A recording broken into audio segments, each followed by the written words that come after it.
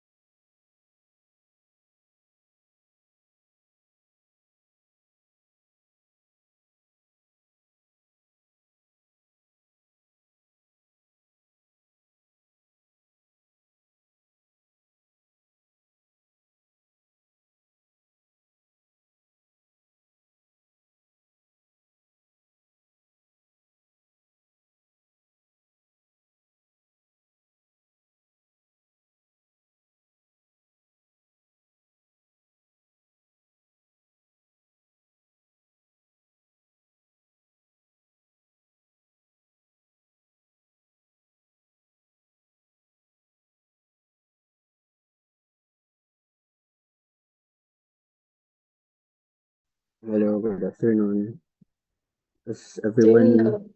here already?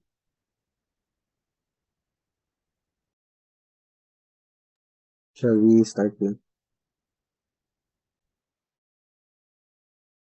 Yes, Doc. Okay, we'll start now. So, good afternoon, everyone. I'm Dr. Agdon. Again, I am substituting for Dr. Johnson. So, today we'll be discussing about ocular emergencies and trauma. We'll be having this topic uh, for two parts now. So, it's that long. So, please bear with me. So, So this is our main source for this topic. We have the Wuhan Industries Journal of Ophthalmology.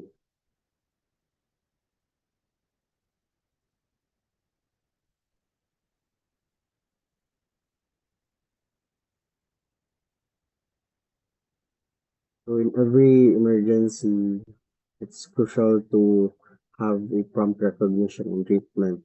So we have to prevent unnecessary visual impairment in ophthalmology.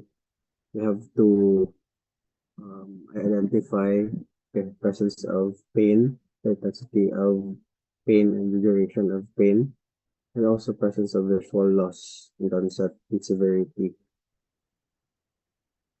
We also have to identify the gross appearance and ophthalmoscopic abnormalities.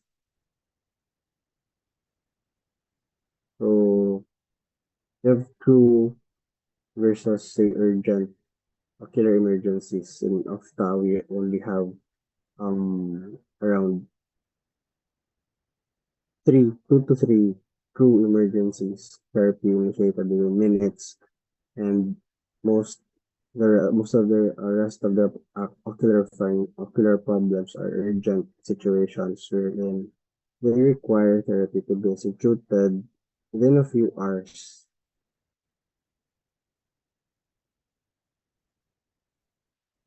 So I've said we consider only around two to three ocular emergencies. So especially for this discussion, true ocular emergencies consist of chemical eye injury and your central retinal artery occlusion or the CRAO.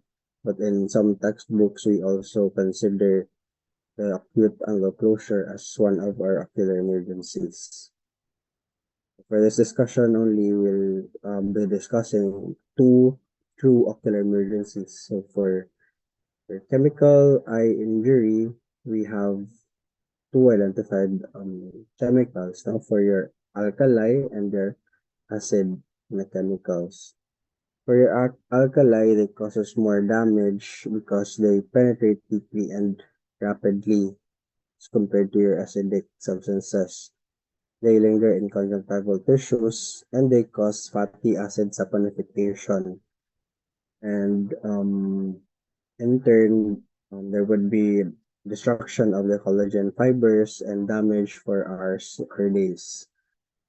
Um, Acidic substances denatures and precipitates tissue proteins.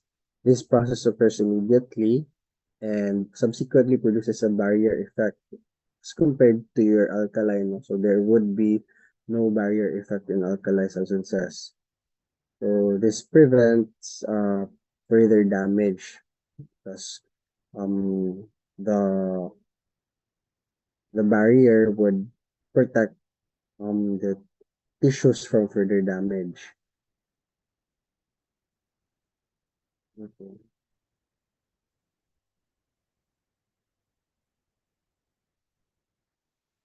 So this is a graphical representation of how the chemicals uh, how the chemicals act on our ocular surface. No? So in acidic surface, they have that acidic barrier effect, while your alkali would cause direct fatty acids saponification and corneal penetration. Principal symptoms for both acid and alkali are pain, injection, photophobia, and blepharospasm. The presence of symblepharon and corneal scarring are likely to occur in alkali injuries.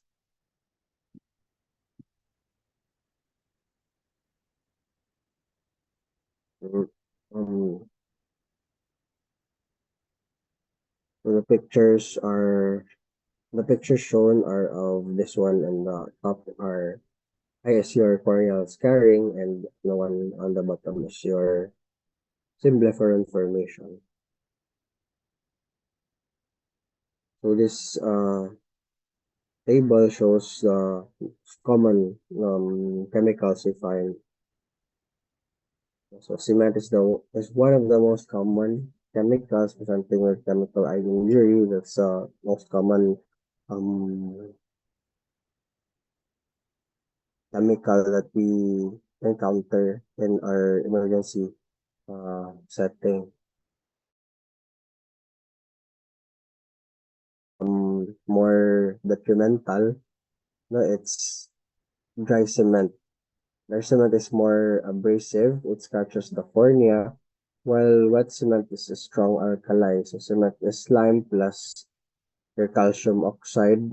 And then by adding water, it becomes calcium hydroxide, which has a pH of 12 to 14.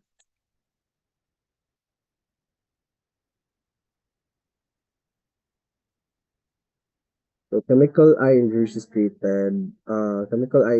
are treated with by copious irrigation of the conjunctival sac.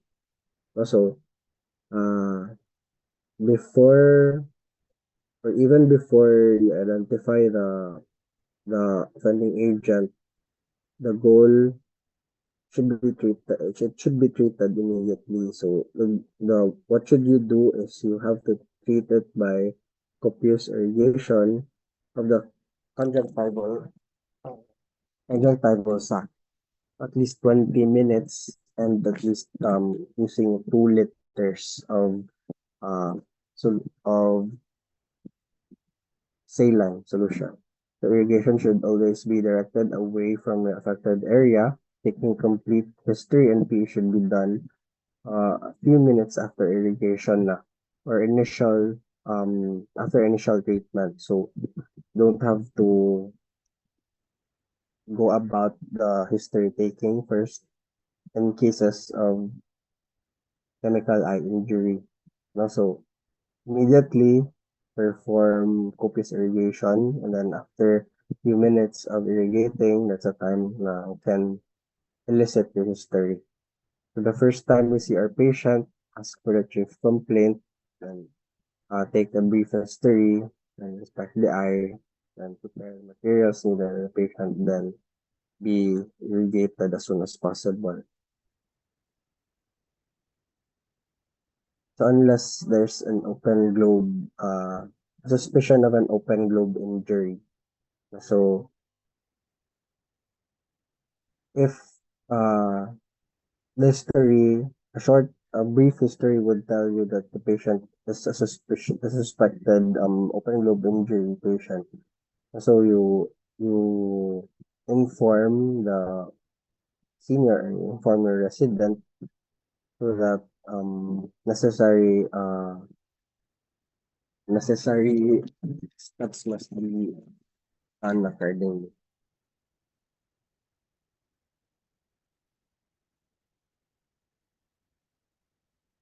It is critical to take a careful history to document these factors. So city of the chemical, duration of the chemical contact, depth of penetration, and area of involvement.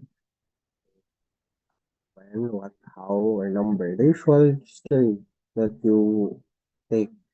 Also, don't forget those important factors. Ask when the injury occurred, did what chemical was involved. uh, They could identify the certain chemical. How long did they irrigate initially at home? Um, which eye was affected? Is it affecting just one eye or both eyes? Did they use any eye protection? So if the injury happened in the office, contact number to contact number must be asked. Also to uh, help you investigate what type of chemical was being discussed. And then important to know or being the packaging if it could help. And uh, irrigation should not be delayed to do. Again, do copious irrigation, use any available clean solution and much as possible uh, saline, so point line, sodium chloride. For the ER and with the proper instruments like our eyelid retractor, we can do proper irrigation better. Set up your saline solution and tubing or irrigate slowly with a syringe. Keep in mind that it's not the amount of fluid that is important in treatment, but the way it was delivered. So, what I've said earlier, the direction of the irrigation must be away from the source of the chemical. So, the goal is to decrease the percentage of chemical adhering to the ocular tissue. So, uh, you have to dilute anything. Uh, have to decrease the amount of chemical adhering to the ocular tissue. So the goal is to have your irrigation around 2 liters of fluid to the eye.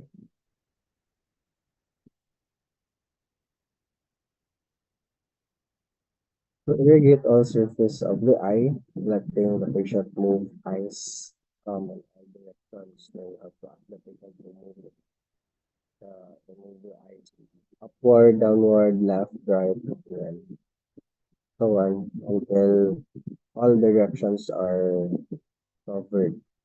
And we also um, we also use this topical anesthesia. We have the preparatin. It's a topical anesthesia. We use so that the patient would decrease their symptoms. So, uh, also use this litmus paper, the red and blue, to contact with the base. We use the blue and then red with acidic to determine if we already neutralized uh, the pH. Alternative or practical way to replace your lid retractors if there would be no available lid retractors are if you have your paper clips so we can make use of them. After initial treatment, further examination is done and the degree of damage is quantified based on the Roper Hall classification. So Roper Hall classification is the one we usually use to grade and prognosticate uh, involvement. So for grade 1, it has the good prognosis. It doesn't involve any presence of limbal ischemia, and there's only an epithelial damage in the cornea. Epithelial only.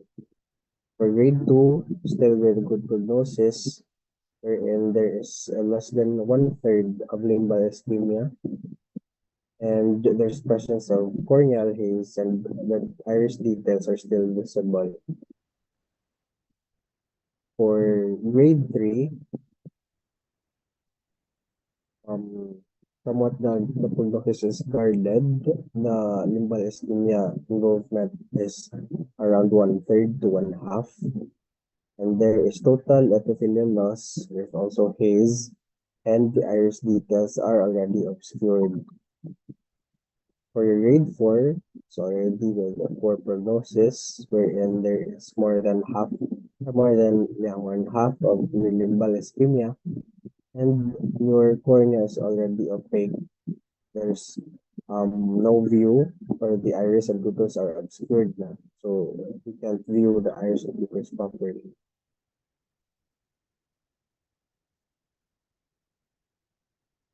So these are your example. In the pictures on the right is the one with no ischemia, while your picture on the left on the right is the one with the grade 4 with the poor prognosis with total corneal opacity. And as you can see, there's no vascular uh, portion that you can see already. So there already ischemia. So and the ischemia is already around more than half the nimbus.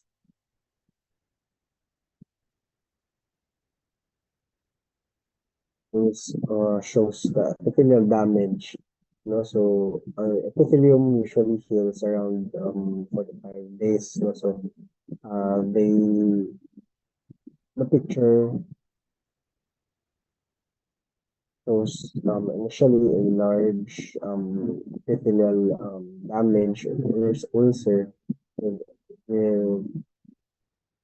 around 1 week. It's around to decrease in size, and around 6 weeks it is totally already with formation of scar.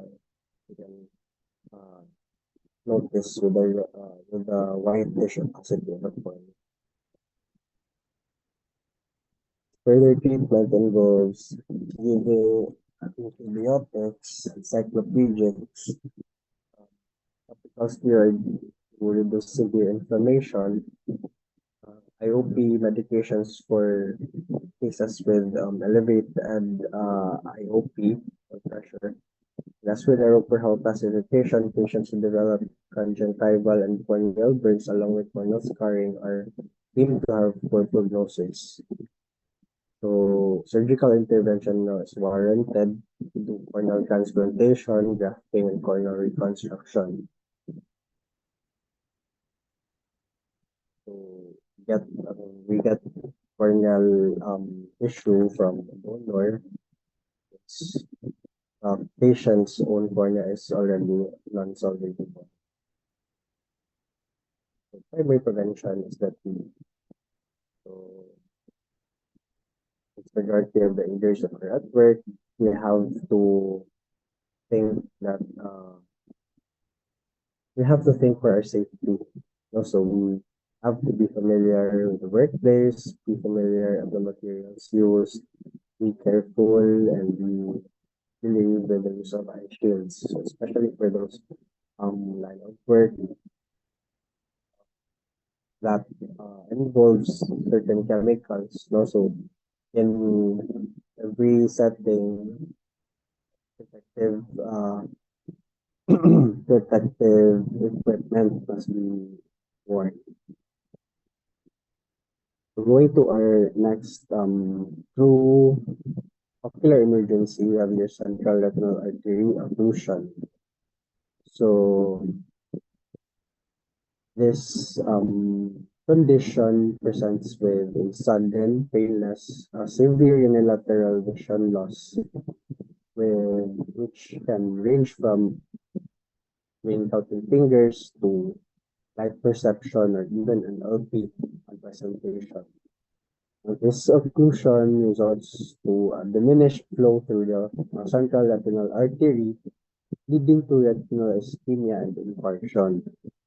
So an antecedent transient visual loss, also known as your amaurosis fugax, is a premonitory sign suggestive of occlusion, especially by a retinal emboli.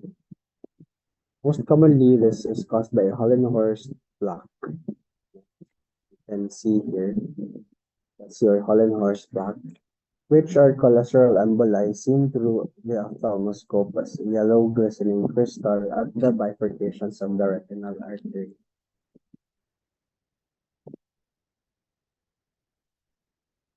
So this is how your crow appears. So fundus appearance depends on the time of examination, but basically it shows your pale retina, the presence of venous stasis and box carrying the vessels indicates crowd present within minutes to a few hours. And furthermore, the retina becomes opalescent and the macula becomes prominent as you can uh, appreciate the presence of a cherry red spot. So, in ophthalmology, you can usually hear those phrase no, the cherry red spots. So there's not only the central retinal artery occlusion that is having that pathognomonic sign, we also we can also see those in other conditions, but most commonly we have this cherry red spot in our brow. So after a few months having brow, the optic disc then gradually turns pale also.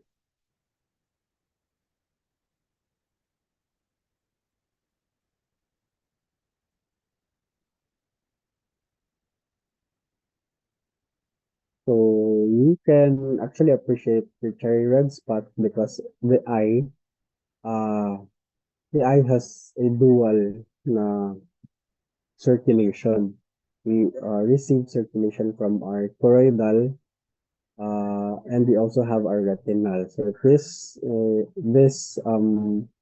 since this condition is a central retinal artery occlusion, uh, the central retinal artery area is just affected. No? So the choroidal circulation is intact, and your cherry red spot arises because of that remaining choroidal circulation.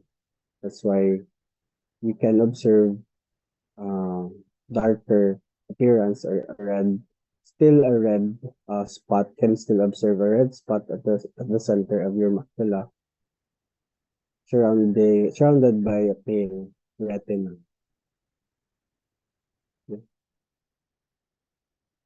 So for the diagnostics, we usually order fluorescein angiography. So this is a supportive ancillary test to check for the circulation, no, of the retina. You also have your visual field testing, check the affected visual fields, the remaining visual function of the patient. You also have OCT to check the presence of edema of the layers of the retina, and also your cardio work options. This condition, PRAO, considered as a stroke. Also, to we have to investigate the source of the emboli, and the most common would be presence of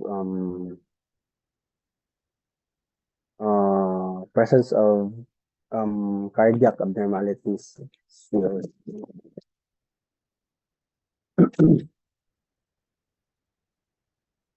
so the picture on the left shows the normal piercing angiography, wherein you can appreciate full vessel filling of the dye. However, on the crow, you can note the absence of uh, retinal vascular filling most retinal areas. And then you can just appreciate this area at the center. This is with your um ciliary retinal artery and being intact. No, so since your remaining supply is coming from your ciliary retinal artery, that's the only one that is being perfused. No, so the rest, it's not already perfused. There's blockage. So there's still no proven treatment for your crow, unfortunately. However, um, we can have interventions to potentially save the remaining vision. So it is considered as one of your true emergencies because the golden period before the onset of permanent damage is um first 60 to 90 minutes. That's the golden time. So if patient would complain of sudden visual loss, it's important not to delay the consultation. No?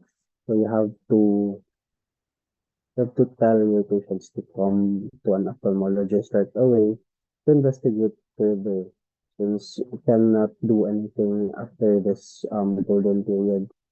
So to prevent permanent or severe damage, you have to do those interventions if we can around that golden period. So if we attempt to dislodge the embolus for 24 hours by doing killer massage, give IOP lowering medications, and attempt to perform EC paracentesis, so anterior chamber paracentesis.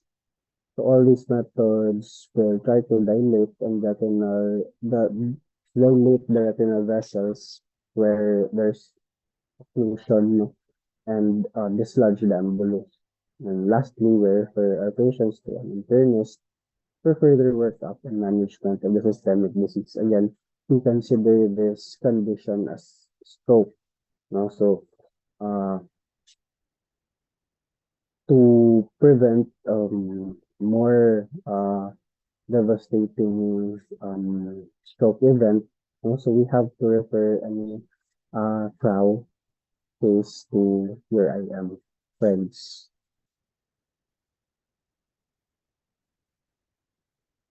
So that's the AC paracentesis na. In the procedure, we usually aspirate fluid from your anterior chamber to increase the pressure. So lastly, the other true ocular emergency we also consider is the acute angle closure, as I've said earlier. So we have two to three considered true ocular emergencies, and now the third one is acute angle closure. So acute angle closure, also known as your acute glaucoma, is an ocular emergency also. So although it is not a true emergency at some textbooks, it is still considered to be the third ocular emergency. So we only have two to three true ocular emergencies, and this is the third. So this is defined as the occlusion of the anterior chamber angle by the peripheral iris. The occlusion of the angle leads to an aqueous flow block, resulting in IOP increase and occurrence of signs and symptoms. So angle closure is likely to occur when pupils are mid-dilated, and therefore pupillary block is the most common cause of acute angle closure. So as I said earlier, so this is proper the visual representation of what I've said earlier.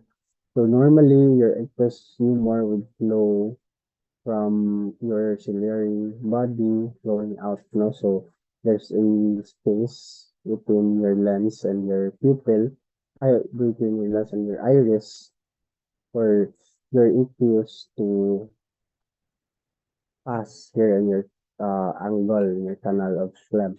However, in presence of pupillary block, as you can see, there is anterior posterior misdirection of your iris, which causes blockage of that aqueous. So your aqueous would now flow or would be misdirected, causing the elevation of the pressure. So obstruction of the meshwork then would prevent the drainage of your aqueous, thus the presentation of a bulging iris. Yeah.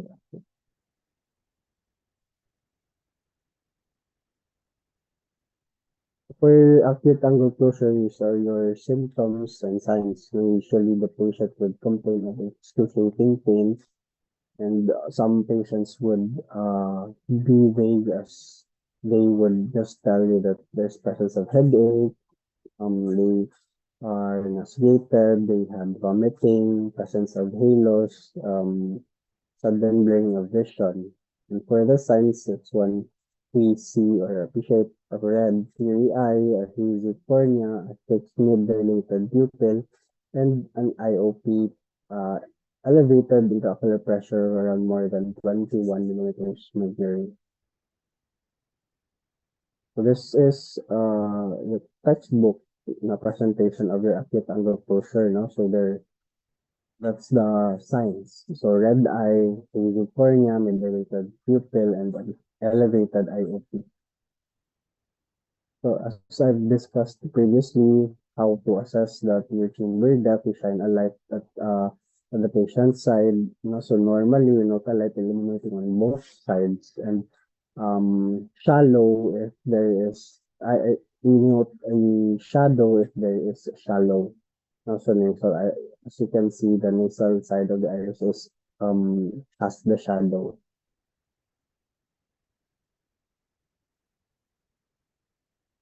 Also, that's the configuration, the possible configuration of your iris at that area. So the bulging iris is observed in the shadow form. So the goal in treating acute angle closure is to break the attack through medical management. The initial goal is to lower the IOP by 30 to 30%. And the example of the medications are your beta blockers, the tumolol. You also have the calcium channel, also the carbonic anhydrase inhibitors. Also have your beta agonist. So although lowering the IOP will also stop the pain, presence or giving analgesics will also help relieve it. So also we sometimes giving pilocarpine is helpful to relieve the pupillary block by constricting the pupils, and then steroids also to decrease the presence of inflammation.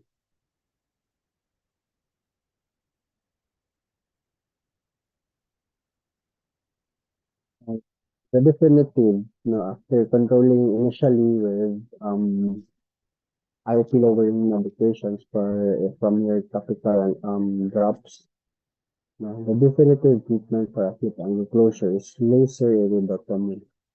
This is a non-invasive surgery that creates a small hole at the peripheral iris to overcome pupillary block. This allows the aqueous to bypass the pupil to gain entry into the anterior chamber, then subsequently into the angles and trabecular meshwork. The fellow eye is also treated prophylactically. Even if the eye has no acute attack, prophylactically we do um, laser iridotomy since that eye is already at high risk of acute angle closure also. So as you can see in the picture, the one that is shown or the one that is being pointed by a white arrow is a dark um dot, no? So it's actually a hole made, no, intentionally made at the iris. So bypassing the pupil here, the area wherein your aqueous is usually passing. So if there would be pupillary blockage, so you have to make another area for your aqueous to pass. So directly we puncture that area there so that your aqueous should now freely flow through your angles and then drain into the canaliculum in your trabecular meshwork. So the fellow eye, since it also shares the same anatomical configuration, no, so we have to perform, especially for those patients living away from the city or away from a civilization, no, so have to perform it so as to prevent possible appearance of your attack. So the eye is open through the cornea to gain access to the iris. So we do make use of a laser. So it's non-invasive, but we don't use of a laser. So to puncture. So on this picture, upon natural illumination, we illuminated the posterior, no? So you can appreciate the red-orange reflex also of that hole that we made. So that's how that's one of the maneuvers that we can perform to assess its patency. We have to shine a light, and then if we appreciate the reflector and the reflex, then it's patent already. The aqueous should be freely flowing on that hole.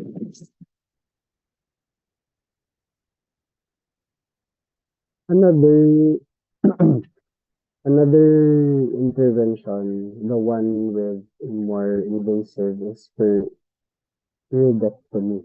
Now, there is intentional cutting na of your iris.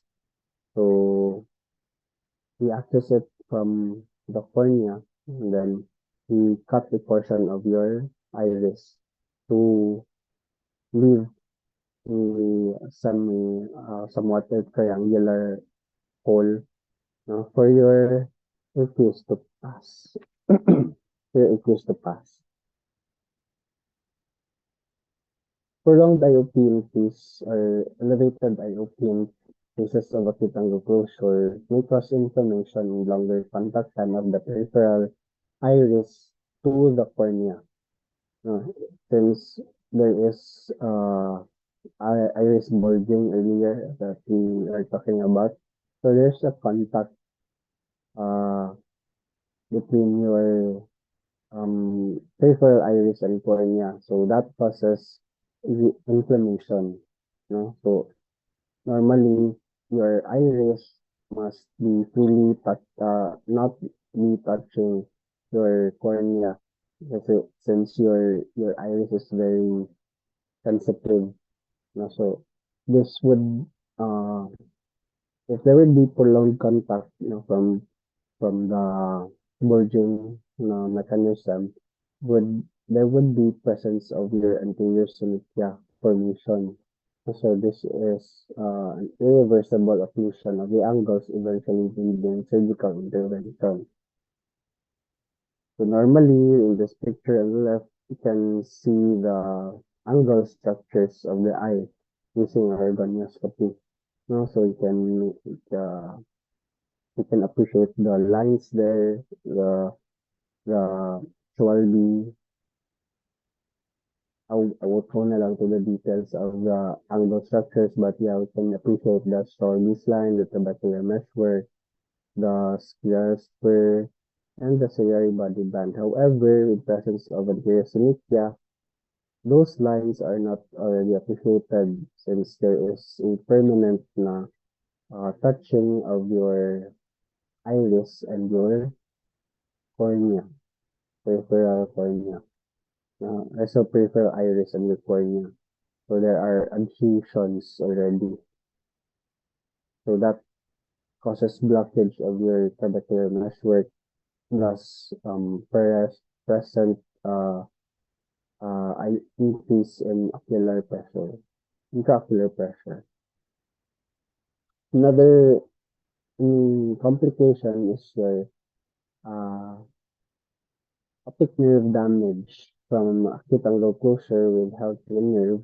The condition eventually becomes glaucoma when the IOP pressures are not controlled and monitored. Optic nerve damage results in constricting visual fields and vision loss. Unfortunately, optic nerve damage is irreversible. So this picture shows your healthy optic nerve, and then if your IOP is not controlled and persistently it's really high, then it causes damage to your optic nerve, leading to a tail nerve with a high or large cup to disc ratio, as you can see on the photo.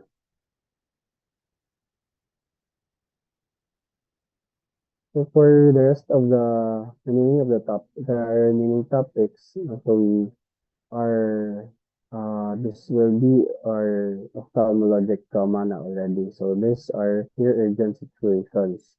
They require therapy to be instituted within a few hours.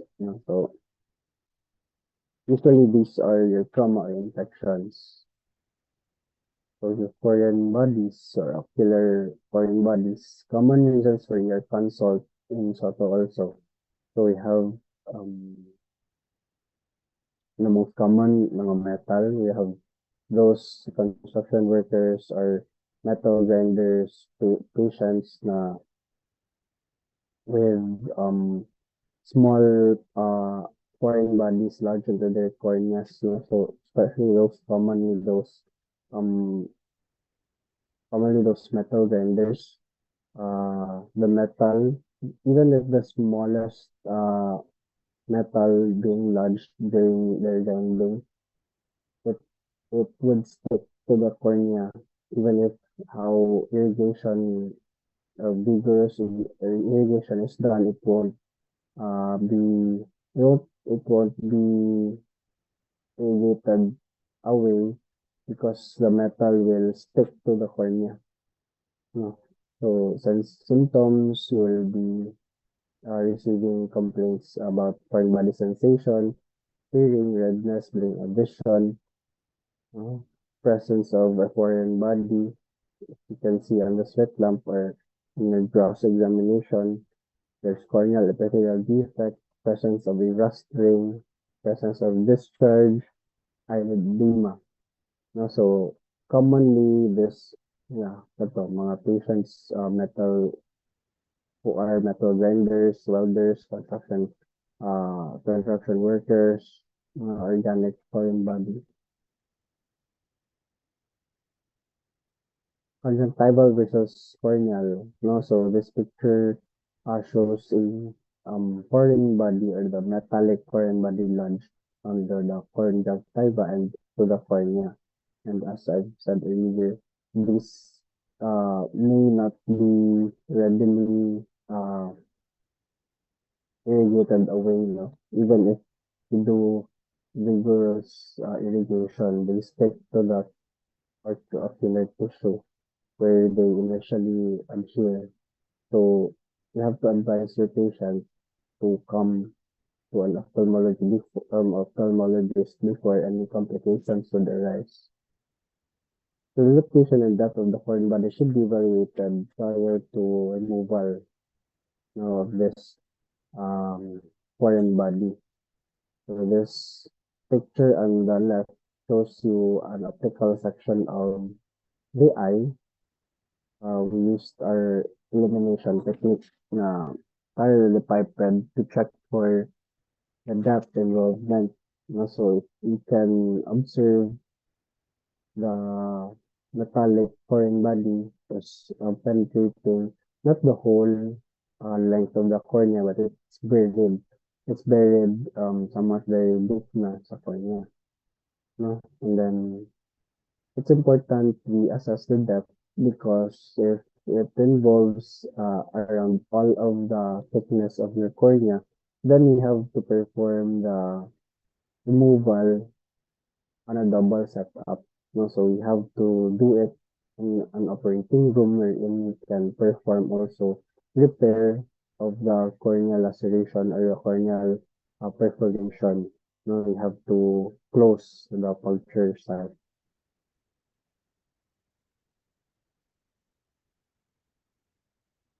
Although most have little momentum to penetrate the eye, they can still lodge deep into the cornea or even create penetrating wounds in some cases. You have to evaluate using slit lamp and correlate the depth of the corneal beam. Vertebral foreign body are either located in upper and lower eyelids.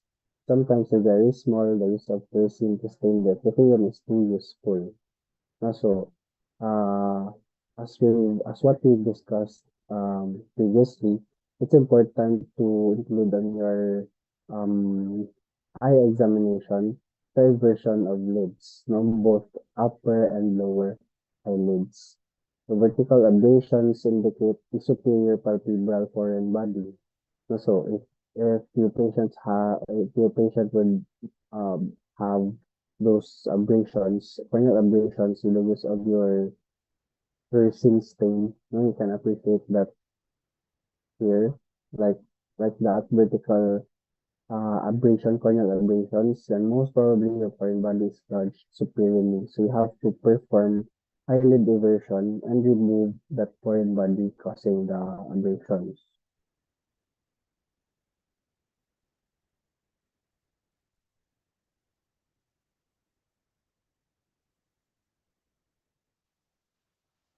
So management in this cases is to remove the offending agent using a sterile needle. We usually poke it with a tuberculin syringe, not to remove the metallic foreign body. Then we sometimes use a cotton applicator to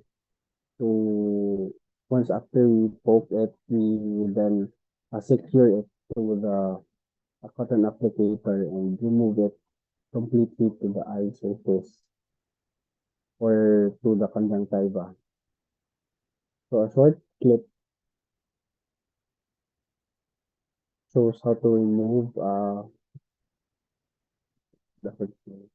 So you can watch it na lang soon and when you rotate in Sotono. So we usually do removal of foreign bodies, metallic foreign bodies by poking it with a tuberculin syringe and then we make use of the patented applicator to completely remove it from the ocular tissue. It is important to assess the depth of the penetration before removal. As I've said earlier, you have to make sure that the environment is already controlled. And then the rust ring, the one that it's surrounding, the one that surrounds your foreign body, that would remain on your cornea if the cause is if it is from a heat, no, is it from a heat no process. So mostly from metal grinding, it causes heat man. So once it lodges to your cornea, it means it would it would cause a rustling to be formed. So we have to remove the rustling by scraping it off from the epithelium also. Since if we leave the rustling there, the rust chemicals on the rust will cause uh further damage of the cornea. So we have to remove it also by scraping it off, especially when we can appreciate the discoloration. So we have to remove that as well. Corneal abrasions are epithelial damage. Uh, There's an epithelial loss. Let's say they are secondary to either scratching or scraping. Especially for large abrasions, patients complain of severe eye pain. This patients really is in severe eye pain. So the exposure to sensory corneal nerve endings, which are your trigeminal nerves, are being observed. So since the nerves are so exposed, even the patient just closes or blinks his or her eyes would cause severe pain. So you can really just imagine how painful this is since your corneal nerves are too exposed. You can make use of your pen light if you have don't have your access of your slit lamps yet. Also can check it with your pen light. mm, Check for the irregular surfaces, for from your cornea. Um, from also there would be distortion of your corneal light reflex um if there's distortion also of your corneal surface. So in this picture, you can appreciate the um not a single corneal light reflex no present. More siya o light that is being scattered. No? That's because your corneal surface is irregular. Further evaluation is aided by use of your topical fluorescein uh, with the aid of your topical anesthesia. So the one that's in yellow green, that's the epithelial damage. The stain is being absorbed by the exposed corneal tissue. No? If there would be no epithelium present on the cornea, it will stain yellow green. As compared to the areas that are not involved, it will just remain blue under cobalt blue light. So how to manage? To manage corneal abrasions, we remove the offending agents. So if it is caused by a foreign body, then we apply antibiotics and or lubricating drops. Then remove that foreign body. For large abrasions, it is better to use ointments to serve as a protective coating before it stays longer in your eye. So, as compared to your topical antibiotics, no, so your lubricating drops, your ointment would stay longer, causing further lubrication to the cornea and faster faster healing. Application of bandage, contact lens, or pressure eye patch is also helpful because this can decrease eye pain. However, we must rule out infectious causes before such treatment to prevent further damage.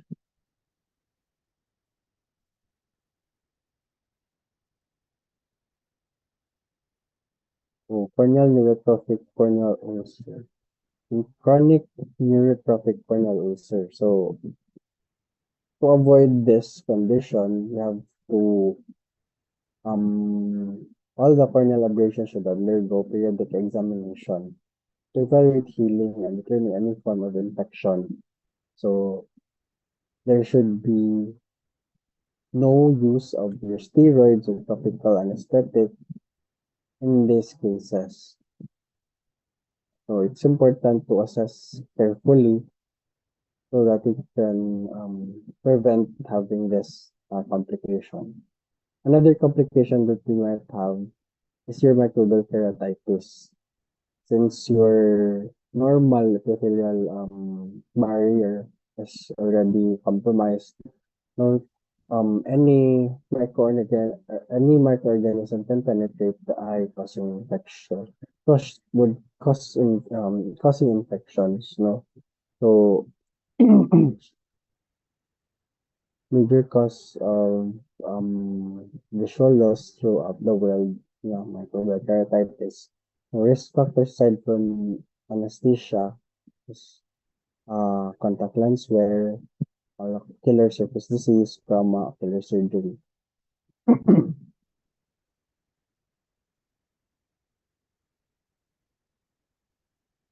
The management for this one is to discontinue use of your contact lenses, never patch the eye, and use of antibiotic eye drops. In cases wherein there is a more than 6 millimeter involvement of your cornea or large ulcers, we make use of oral antibiotics. Use of steroids is controversial and it should not be started without an antibiotic. some of our consultants would differ the use of steroids, and some would consider still consider the use of steroids as long as the antibiotic is already given. So we don't give steroids alone or initially don't give steroids in cases of microbial keratitis. Giving so would make your eye like uh would be like a culture media, so your eye will grow a lot of microorganisms, so your steroid will kill all the your steroid will kill all the defenses of the cornea. So we have to avoid steroids if we initially don't give antibiotics. Other causes of red eyes, you have conjunctivitis in neonates or of babies in the first 30 days. Couple causes, multiple causes. Could be from a um, infected mother or um, complicated vaginal delivery, and it's already uh, contaminated, or any outside source that would cause conjunctivitis.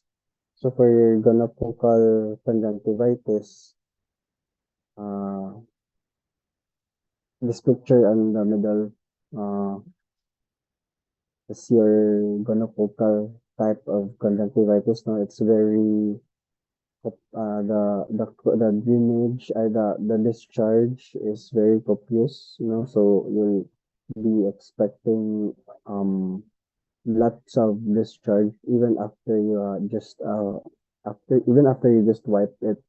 No, the discharge is somewhat re occur very fast. So you have to treat the patient and the partner, not just the patient. So this is considered as one of your sexually transmitted infection.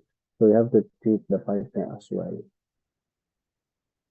Other causes of red eye is subconjunctival hemorrhage. So some patients would just have this spontaneously because their conjunctival vessels just ruptures. So we have to reassure those patients that as long as they have no uh, visual changes, or the patient has no known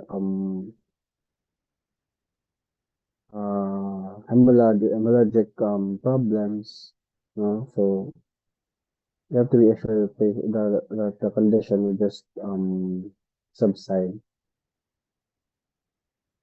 Usually, this is just benign condition. Other problem would be presence of your hyphema. Also, other eye urgency is your hyphema. It is blood in the anterior chamber. There were in the damage to the iris blood vessels and causing the pooling of your blood inside the anterior chamber. Causes would be trauma, blunt trauma, neovascular glaucoma, rupture of your neovascularizations, presence of intraocular lens-related problems, shifting of your optics from your intraocular lens, presence of systemic bleeding abnormalities. So when blood is bright red in color, as you can see on the picture on the left, it's fresh hyphema, or it's fresh. When the hyphema turns dark or like an eight ball hyphema, no? We call it an eight ball hyphema if it turns dark, like pitch black. This signifies the oxygenated blood and impaired the circulation already. No, so this is an eight ball hyphema wherein it turns black.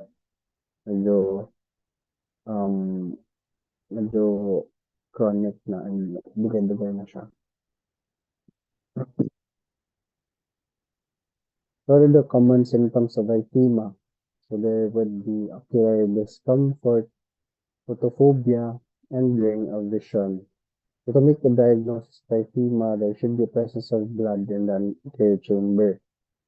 So to aid in our management is to quantify the amount of blood present. You have to usually measure the height of the blood from the limbus to the topmost layer. So starting from the limbus, we usually measure it, how many millimeters are there. So we then grade it using this grading system. So if the anterior chamber is filled around less than 52% or less than one third, we grade it as grade 1. 33 to 50% covered or filled, it's grade 2. If it's more than 50%, grade 3. And if it's totally covered, grade 4. For patients with microhyphema, the blood is only observable through slit lamp.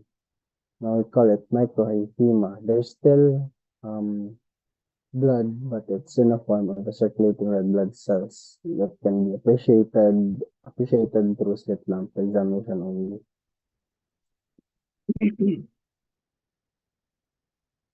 So to manage hyphema, we advise the patients to rest and have an elevated head positioning during sleep so that the blood settles instead of diffuse spreading when sleeping flat. No? So your hyphema is mostly dependent of your positioning. Imagine if you just lie flat, no? So the blood will just be spreading all through the surface of the lens or your arterial chamber. And if you maintain a position when you are inclined into having an elevated head position, your hyphema would uh, settle down. No, this would uh, help also in monitoring the decrease of the size.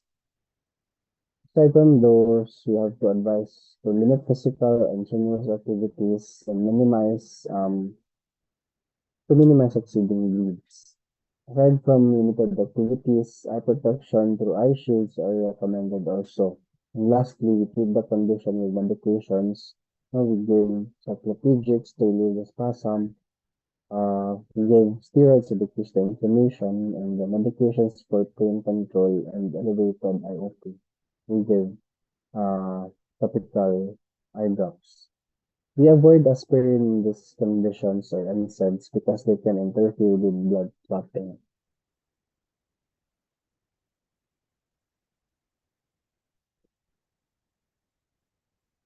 Monitoring and medical treatment alone allows the edema to spontaneously resolve. Surgical intervention will be indicated in the setting of uncontrolled glaucoma, corneal blood staining, persistence of a large or total hyphema, and active bleeding in the anterior chamber. The presence of a large or total hyphema and active bleeding in the anterior chamber, if there would be rebleeding. No, we usually observe rebleeding around 4 to 7 days. No, so if we appreciate that despite the initial interventions that we gave, still the bleeding persists, then we do surgical drainage or surgical washout. It's important to measure the amount of the blood remaining. So The surgery done is an anterior, the picture here now, the screen. The surgery done is an anterior chamber washout where and the blood is aspirated and drained and out and uh, removed from the eye.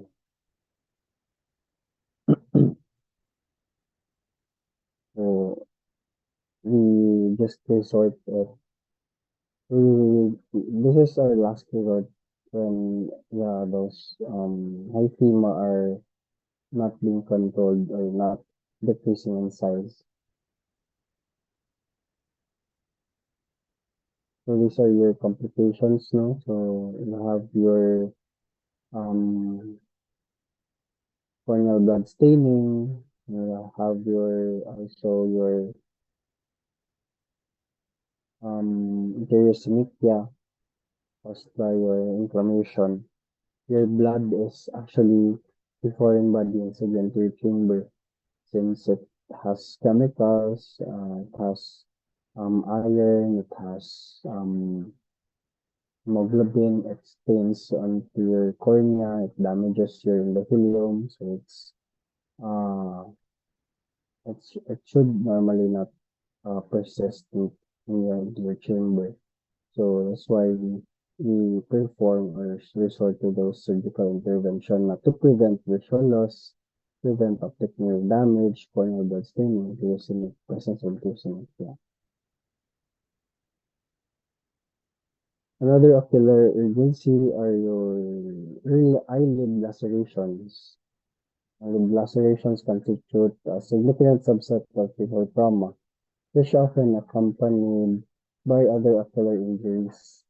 Uh, Li- lid lacerations are results of either a contact with sharp moving objects, especially with high velocities, or avulsion injuries from blunt trauma.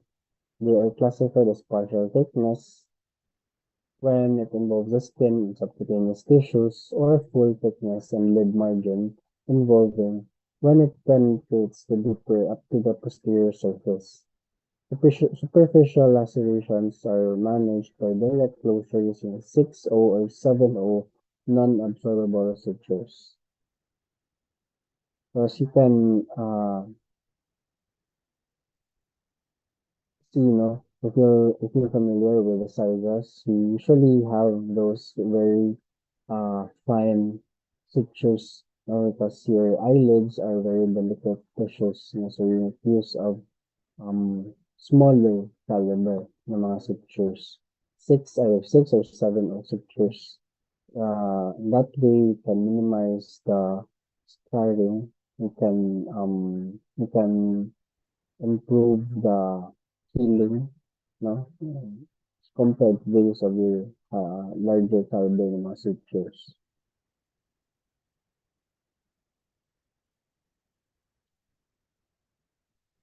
So this is how we usually repair those margin lacerations, no? So we make use of in vertical mattress technique.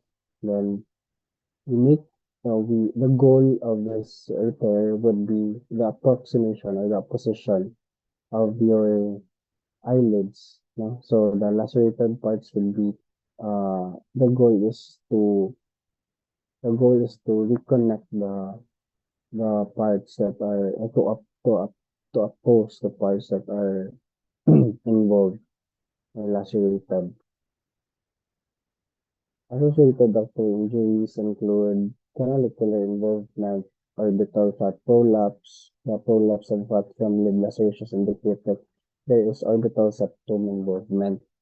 Extra care is needed to prevent further infections. Lastly, when there is extensive tissue damage or reconstructive procedure may be indicated. Clear plastic services may be needed, so we have to refer these cases to our friendly ocular plastics. We have those people na highly subspecialty trained. No? So you have your um, ocular plastics and orbital surgeries sa mga consultants. Especially this, you can't just uh, salvage this on our own at our level. Also, extensive tissue damage is already apparent in this case, so we have to refer it to our oculoplastics management. So, surgery, eyelid repair, oral and ointment antibiotics, giving of oral analgesics, tetanus, and rabies prophylaxis for those animal bites. So, we had a case of a pig, animal bite, no, by a pig. So,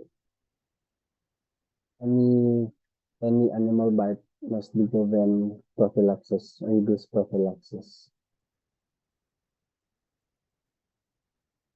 So initially, the first step in repairing your lacerations would be performing copious wound irrigation. You have to clean your site with saline removal of the foreign bodies present.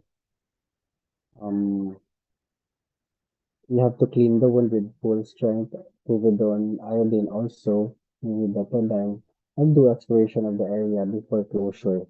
You have to make sure that the area is free of that particle to promote proper healing. So imaging is important, you know, it's very helpful. So presence of foreign body remaining would interfere with your normal healing.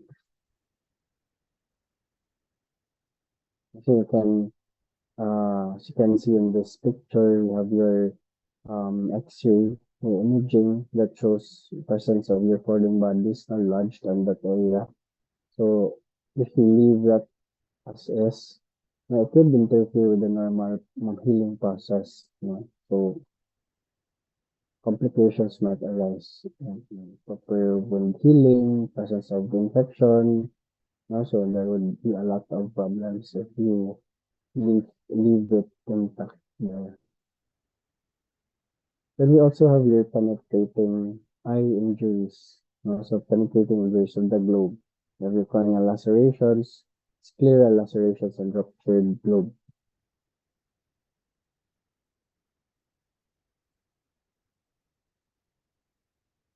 Penetrating eye injuries can be complications of eyelid lacerations, especially when full thickness. As such, they are a common indication for ocular trauma-related hospital admissions. They can be sight-threatening or produce significant ocular morbidity. The signs are variable depending on the extent of injury, and the patient can be corneal or scleral and classified as partial thickness laceration, full or ruptured.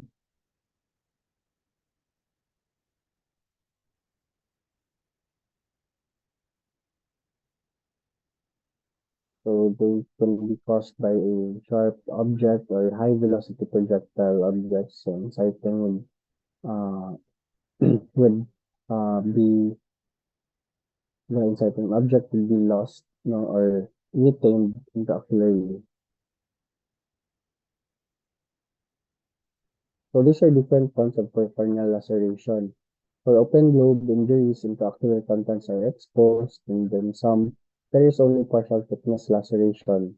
For your scleral lacerations, they also follow the same rules. Differentiating scleral versus globe rupture is based on history and not by appearance alone.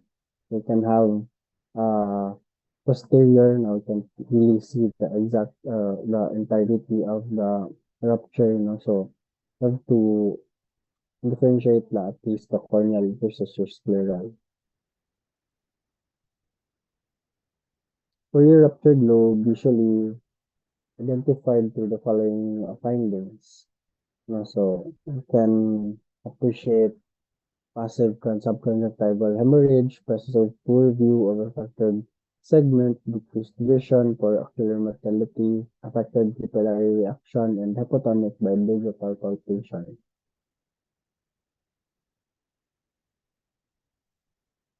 So these are your weak points in your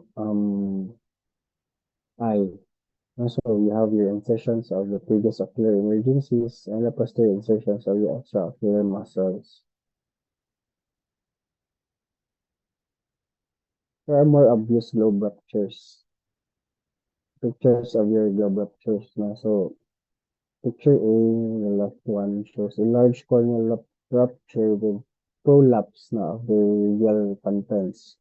No? So, B, picture on B shows a rupture of the subconjunctival hemorrhage. No? So, the eye is already covered with your blood. Accepting objects would be, I guess, an example. This is a nail. So remember, in setting objects that cause ocular injuries are either lost, retained, or found intraocularly. So it's important to make prior imaging, and also to guide your intervention.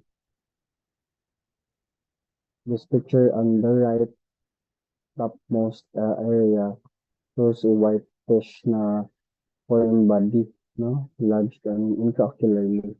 And then through slit lamp, he appreciated the foreign body lodged in the retina.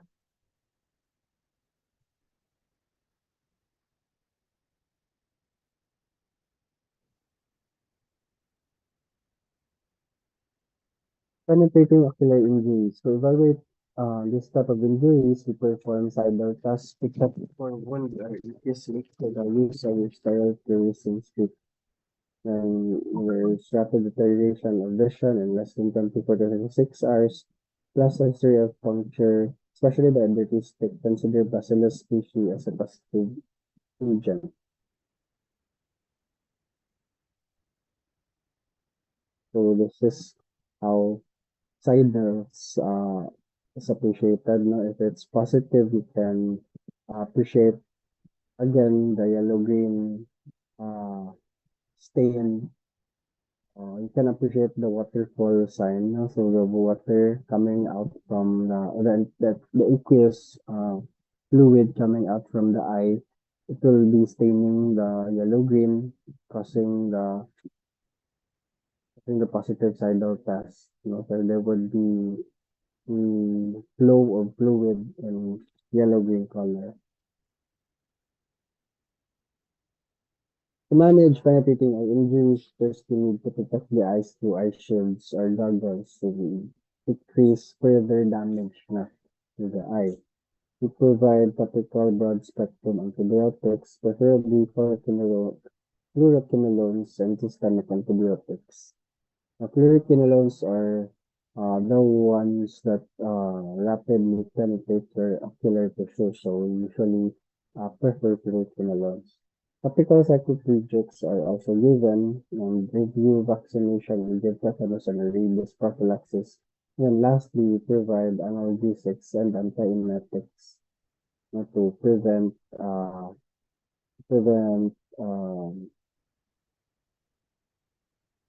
further expulsion of ocular contents by forcefully uh, vomiting, retching. And then we advise the patient, we keep the patient on NPO also with the same reason to prevent nausea and vomiting. In preparation for surgery. For surgical management, the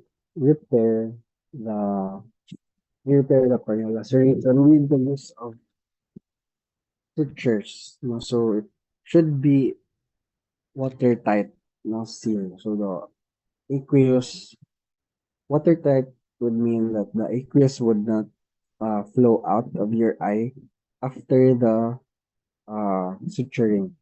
So that's the goal of surgical repair.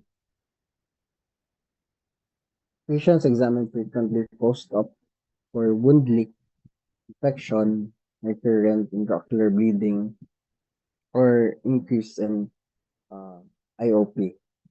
So pictures shown are the examples of how we usually place our sutures on that lacerated area.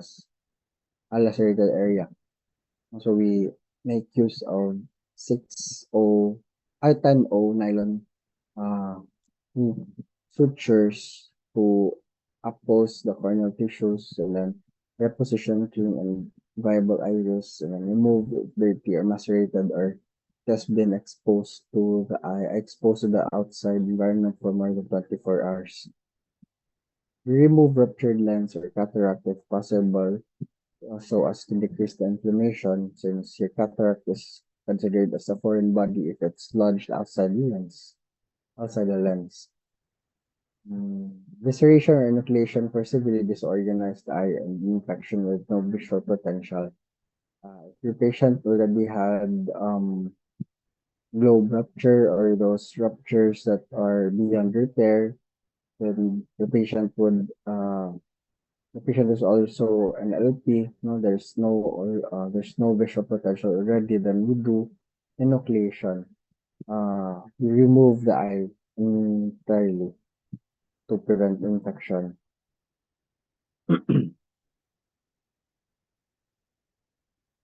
Next would be your orbital cellulitis. See this picture. Remember, orbital or preseptal cellulitis is defined as an infection involving the structures behind the orbital septum. This disease is the most common cause of cryptosis in children, and with sinusitis as its most common cause. As mentioned earlier, the trauma can also lead to this disease, especially when the eyelid lacerations are deep. In diabetics and immunocompromised patients, acute orbital infection may be due to fungal infections, mucormycosis.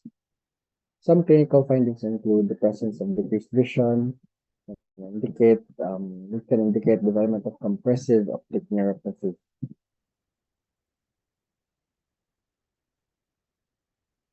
So remember, orbital septum location is the location of your orbital septum is important. The swelling is not always orbital cellulitis. It can just be preseptal, but you need to consider the most morbid condition and evaluate by opening the eyelids and note for presence of chemosis, UM restriction, and decreased vision. So if those are present, no, the vision is already altered, the presence of chemosis already appreciated, there is UM restriction already, then high likely it's orbital cellulitis na.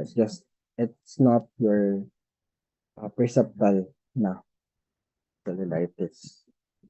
Usually have to, it's important to identify or to distinguish between the two, preseptal and orbital, since the management will be different.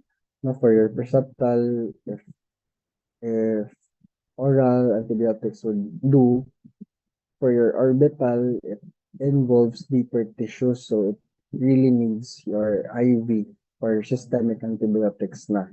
No, so it's important for us to distinguish between the two. So most the one that I have mentioned earlier, presence of UM restriction, visual changes, presence of UM restriction, those signs can tell that it's already orbital cellulitis.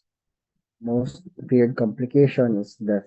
So there are really instances where death is inevitable in these cases. So you have to initiate the antibiotics as soon as possible, no, as to control the inflammation. Since your eye is very near to your brain, no? So if sepsis would occur, the infection would be fastly or rapidly spread into your brain, causing death in hours. Organisms involved, common causes of your orbital cellulitis are your Staph aureus, the MRSA, strep, Haemophilus, and anaerobic.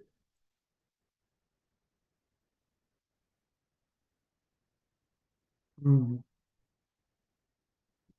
So if there would be delay in treatment, there would be compressive optic neuropathy. There would be presence of your cavernous sinus thrombosis, cranial neuropathy, causing brain abscess, and death.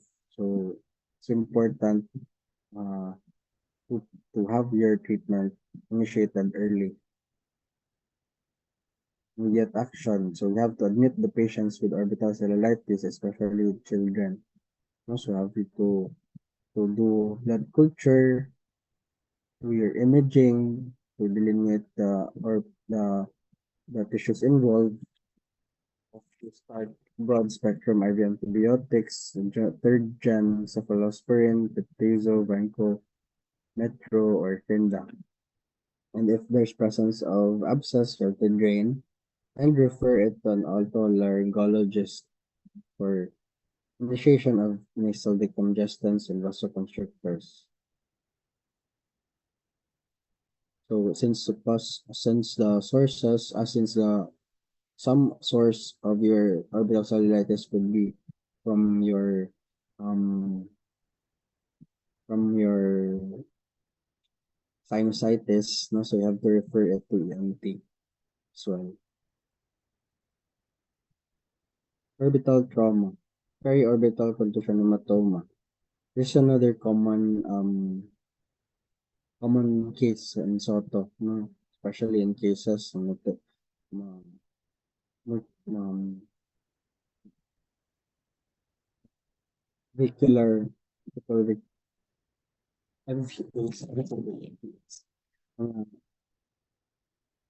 vehicular accidents, patients in mauling, traumatic na, uh, any traumatic na blunt injury to the eye causes your periorbital contusion hematoma. We have to control the inflammation and pain. We give analgesics, treat the injuries, consider imaging. We advise uh, we advise warm compress for the first 24 hours and then uh, cold compress for the first 24 hours and then warm compress 48 hours as long as there's still persistence of hematoma. So important, hold siya at first, initial 24 hours, then warm after. So it's important to perform CT scan or X-ray. You have to consider imaging as it can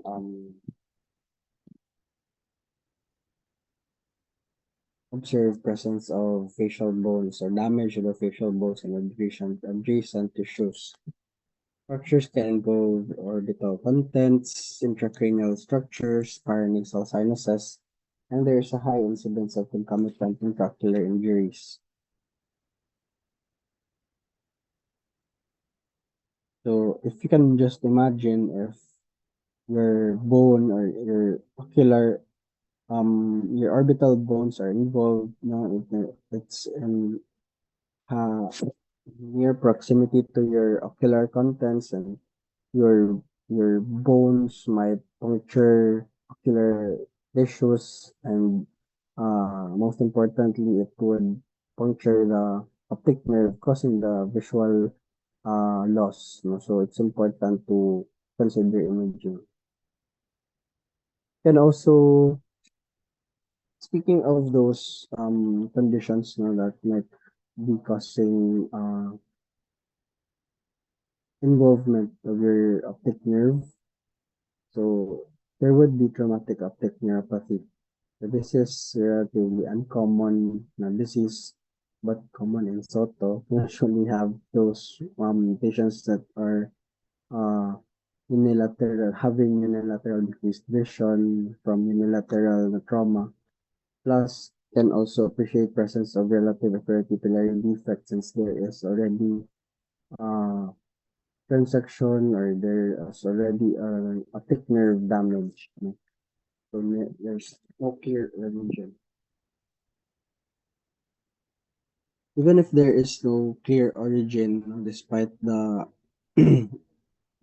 the despite being uncommon, it's still considered coming from the facial or maxillofacial trauma, no, from those bones that are involved, no, they can damage the adjacent optic nerve. Important to do MRI or CT scan to check for the orbital apex, optic canal, and cavernous sinus. So they can visualize the optic canal and determine the presence of involvement of the optic nerve. Any eye injury or open globe injury is not necessarily and it's not necessary to cause a traumatic optic neuropathy. It's a different, somewhat different entity. So, I have to consider MRI or CT scan to rule this out. Again, as what I've also mentioned earlier, so from those bones involved, from the fracture, it could cause impingement of the optic nerve. The intracanalicular segment of the optic nerve is prone to damage to trauma as it could be impinged from the fracture.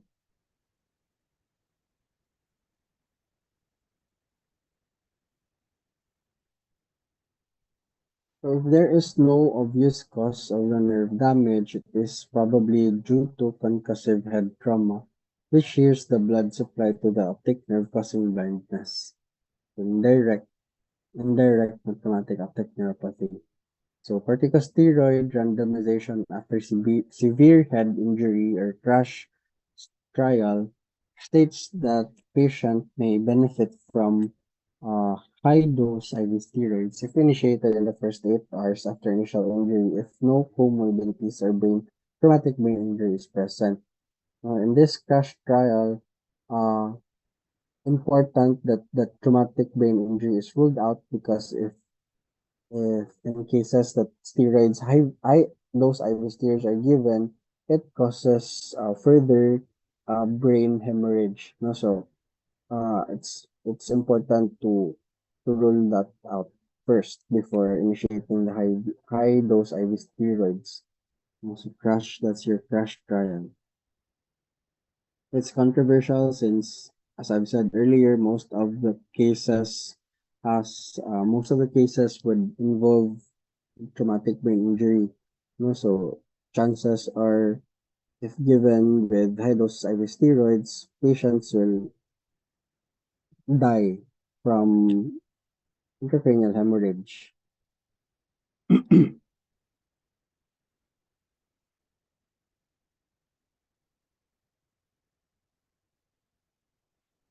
Another condition would be bilateral optic disc swelling.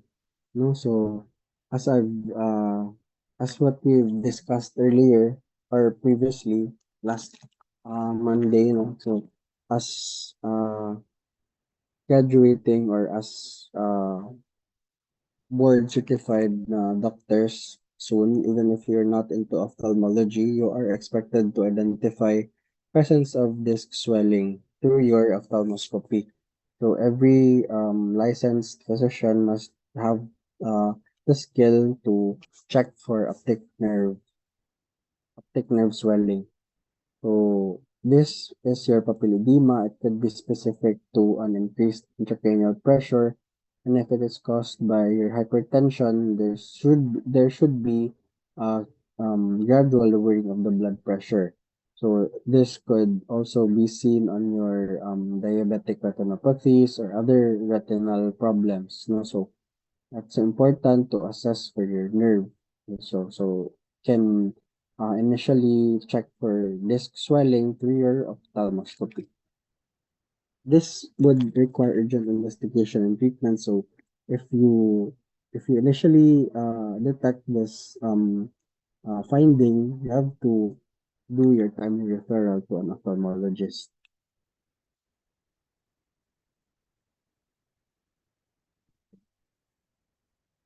I think that's the last uh, slide na, no? So I hope you guys have learned something today and for the continuation of the ocular emergencies and trauma, it would be on Friday na. So do you have any questions or concerns, memories?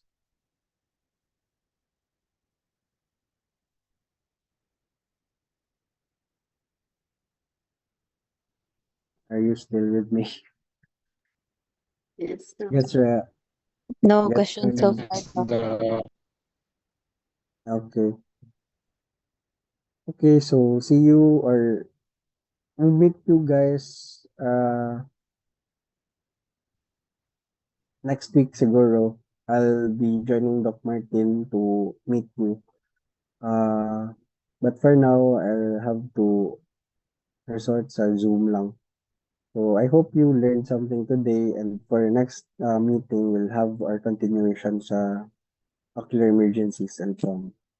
Okay, thank you for Thank you, listening. thank Doc. you, Doc. Thanks, Doc. Thanks, Doc. Sorry, ang sarap. Ano?